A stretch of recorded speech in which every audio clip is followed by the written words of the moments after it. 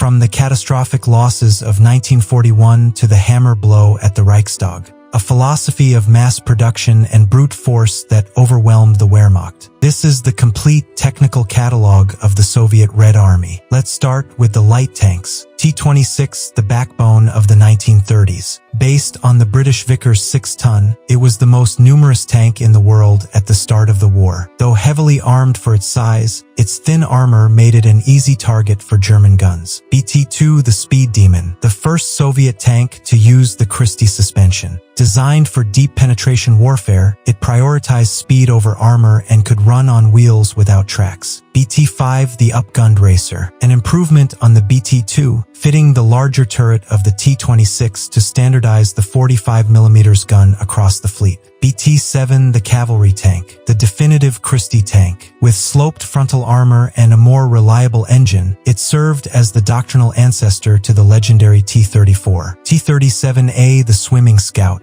the first mass-produced amphibious tank in the world. Armed only with a machine gun, it was used for reconnaissance across the rivers of Eastern Europe. T-38, the low-profile swimmer, an evolution of the T-37A, making it wider and lower to improve stability in the water. However, it was too lightly armored for combat. T-40, the heavy swimmer, designed to replace the T-38 with a heavy machine gun and better armor. It was quickly forced into frontline combat during the defense of Moscow. T-50, the mini T-34, highly advanced for a light tank, featuring thick sloped armor and a diesel engine. It was excellent but proved too expensive to mass-produce during the crisis of 1941. T-60, the desperate scout, designed and produced rapidly using truck components and an aircraft cannon. While weak, it kept the Red Army armored when major factories were being relocated. T-70, the workhorse light. It replaced the T-60, featuring thicker armor and a 45mm gun. Using two truck engines welded together, it was the second most produced Soviet tank of 1942. T-80, the anti-aircraft attempt. A T-70 with a modified turret to allow high-angle fire for urban combat and anti-air duties. Production was cancelled as light tanks became obsolete. Before we move to the next category, if you liked this video, don't forget to like and subscribe to Wardex for more military history. Next is the medium tanks. T-28, the land battleship, a multi-turreted pre-war design influenced by the British Independent. It was designed to break through enemy lines but was obsolete by 1941. T-34, model 1940. The Shocker, the tank that terrified the Wehrmacht. With revolutionary sloped armor and wide tracks, it rendered German anti-tank guns useless in 1941. T-34, model 1941-42. The Standard, the refined version featuring the longer F-34 gun and a simpler cast turret. It became the symbol of Soviet resistance. T-34-57, the Tank Hunter, a specialized variant armed with a high-velocity 57mm gun. Designed to punch through heavy armor, it was a sniper tank produced in limited numbers. T-34-85, the Victory tank. To counter the Tiger and Panther, the turret was enlarged to house a massive 85mm gun and a third crew member. It drove from Kursk to Berlin. OT-34, the Flame tank, a standard T-34 with the hull machine gun replaced by a flamethrower. Unlike other nations, the main gun was retained, disguising its deadly nature. T-44, the Future, developed to replace the T-34. It featured a low-profile torsion bar suspension and a transverse engine. It saw limited combat but laid the blueprint for the T-54/55. Moving on to the heavy tanks. T-35, the Propaganda Giant, a massive, 5-turreted heavy tank. It looked terrifying in parades but was mechanically unreliable and impossible to command effectively in battle.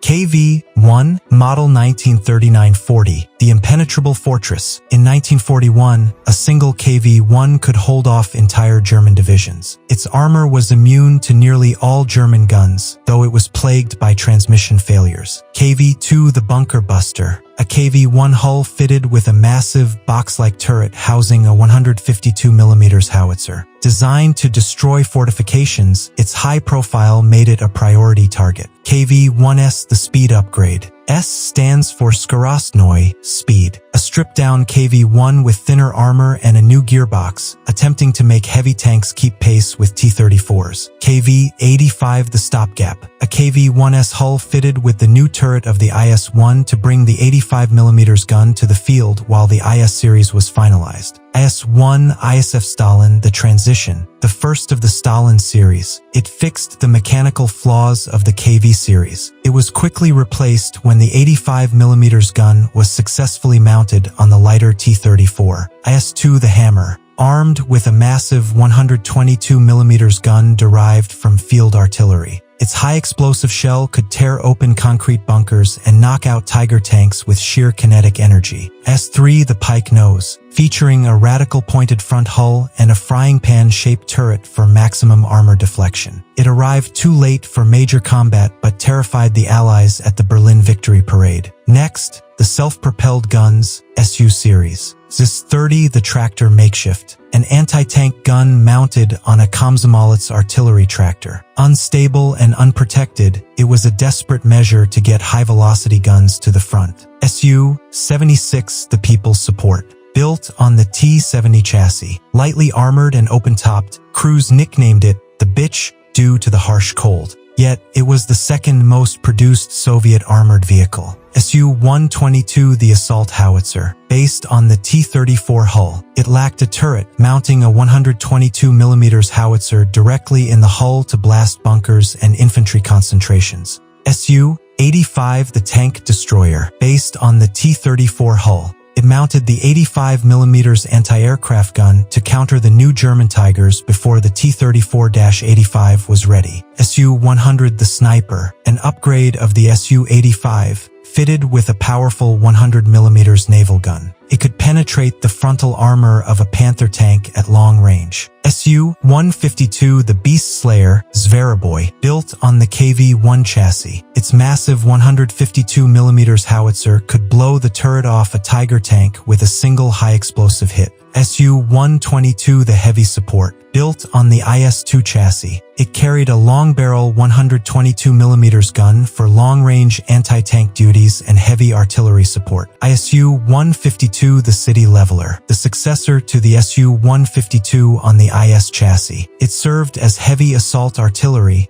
destroying entire buildings during the urban fighting in Europe. Next, the armored cars and tractors. BA-20 the civilian scout, a light armored car built on a JZ-M1 civilian car chassis. It was used for command and liaison but was too fragile for direct combat. BA-10 the heavy scout, built on a truck chassis but armed with the same 45mm gun as early tanks. It gave Soviet reconnaissance units significant firepower. BA-64 the Soviet Jeep, influenced by captured German armored cars. It was small, fast, and used sloped armor. It replaced the heavy armored cars for liaison duties. Komsomolets the armored tractor, a small, fully tracked tractor used to tow anti-tank guns. It had a machine gun for self-defense and armor to protect the crew. Voroshilovets the heavy hauler, a massive heavy artillery tractor powered by a tank engine. It was capable of towing the heaviest Soviet howitzers through deep mud. Finally, the Lend-Lease vehicles, Red Army Service. Valentine, British, the quiet professional. Soviet crews loved the Valentine for its reliability and low noise. It was used extensively for reconnaissance until the end of the war.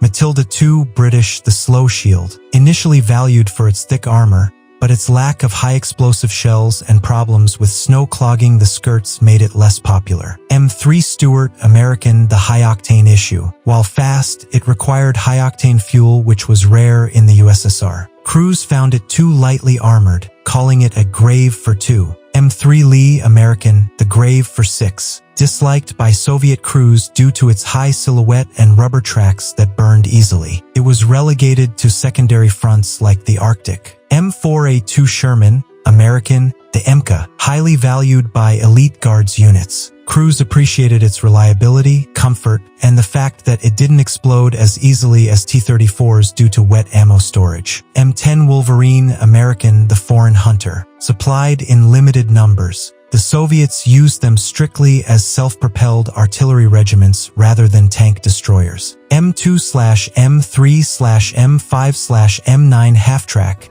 American, the mechanized spine. The Red Army produced almost no APCs of their own. These Lend-Lease vehicles were critical for moving infantry alongside tanks. Universal carrier, British, the ubiquitous carrier. Like the Commonwealth, the Soviets used these for everything from towing guns to reconnaissance. The M13 Katyusha, Stalin's organ. Though technically artillery mounted on a truck, often a Lend-Lease Studebaker, it is the iconic vehicle of Soviet firepower. From the light tanks of the Spanish Civil War to the heavy armor that crushed the Third Reich. This is the technical catalog of the Soviet Union.